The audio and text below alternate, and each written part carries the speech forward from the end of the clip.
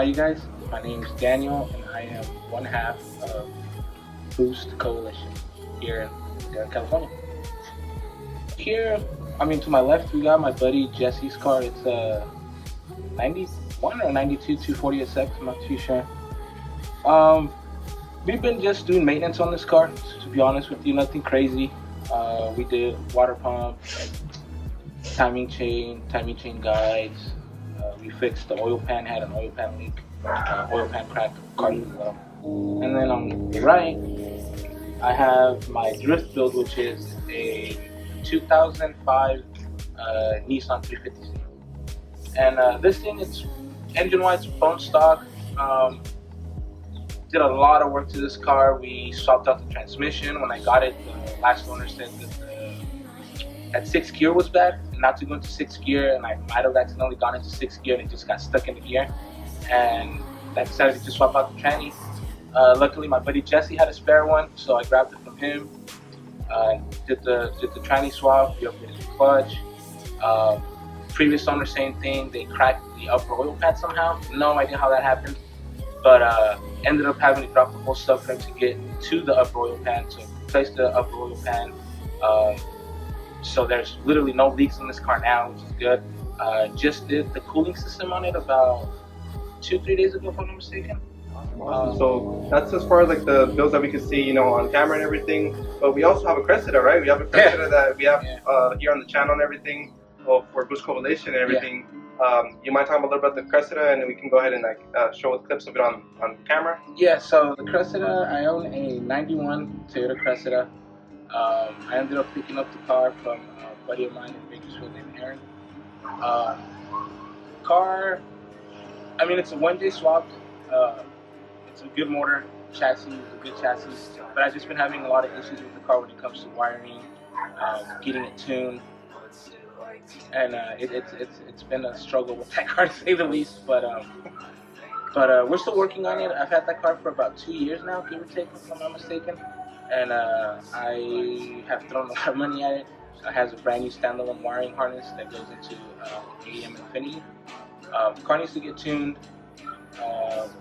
and I need to get body work done. I need to get paint done. It should hopefully be done, or at least running, by the end of this year. And the goal is to hopefully have that car fully completed by the end of next year, and then hopefully do some drift events and some car shows at that point. Yeah, so I know that for the Cressida, you also mentioned the hardships of having to throw more money onto it and everything. So we wanted to kind of ask you on the channel, what was the initial reason that you became a car enthusiast? What got you into the whole car scene and everything with all these builds that you got going on? What were your foundations as far as that goes? So for me, when I was a kid, I had my cousins growing up. I had one of my cousins. He used to build drag cars. He would build Mustangs and whatnot, stuff like that. And for a while, I thought that was cool during middle school and whatnot.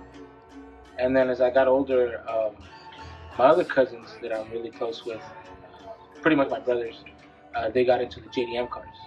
And specifically one brother of mine, his name's Miguel. He got really into Subarus, Evos, and just watching him build his cars and watching him have fast cars made me want to have cool cars. So I ended up, I think my first car was, if I'm not mistaken, a DA, 91 Integra.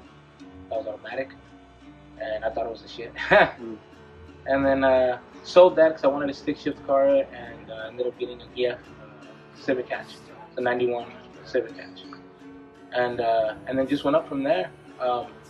So originally I was into drag racing, I really liked the Honda scene. I was into Hondas for the beginning, and then a good buddy of mine named Marvin, he was into drifting, and he had a Nissan 240 SX, and he pretty much bullied me into trading my Civic to get a 240. And then after that, it's pretty much what started it all. I got a 240. It was a 89 hatch, and that was it. Went from there, man. Awesome. So right off to close off the video, brother, we kind of talked about the hardships, struggles, and everything, and the come up, obviously, of you becoming a car enthusiast and being in the car game for as long as you have with all the car builds. Would you have a message that you could say to the younger version of yourself or to younger people out there that you could kind of leave us with to end up the video? I would definitely say get a daily, number one.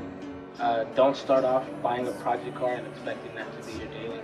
If I was smarter when I was older, I would have definitely bought a normal basic daily car first and then hopped into a build. So make sure to get a daily first. Number two, and I know some people might think this is crazy or whatever, but there's no excuse to be on rep wheels. Don't buy rep wheels. There's always good deals on Facebook Marketplace. I just bought a set of reds for like 300 bucks. So no excuse to be on rep wheels. If I could tell my younger self that, I would definitely not buy rep wheels. Other than that, yeah, buy daily. Make sure you have a daily. Buy a daily. Awesome, awesome. There you go, guys. So this was Daniel from Boost Coalition, one of the co-founders of Boost Coalition.